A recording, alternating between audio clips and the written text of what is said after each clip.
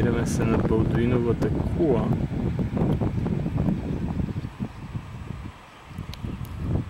Която ни предоставя още чудесни гледки към Велико Търново. Великотърновския университет е пред нас. Също една панорамна обиколка. Започвайки от Мин.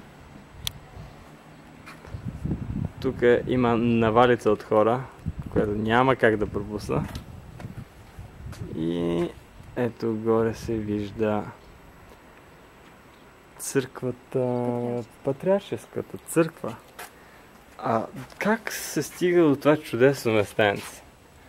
Това не е за хората със слаби сърца, виждате откъде трябва да се премине. Което може би спира част от туристите да се качат горе. Ето идва все пак една група от туристи, които крачат яко насам. А в далечината забелязваме какво? Портата на крепостта. Портата на крепостта. Ето тук ще зумнем.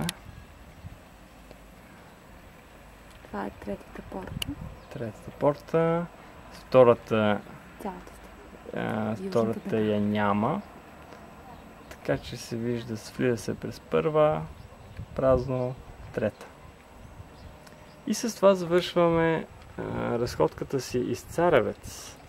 Очаквайте интересни кадри и от Арбанаси, което е запланирано най-вероятно за утре.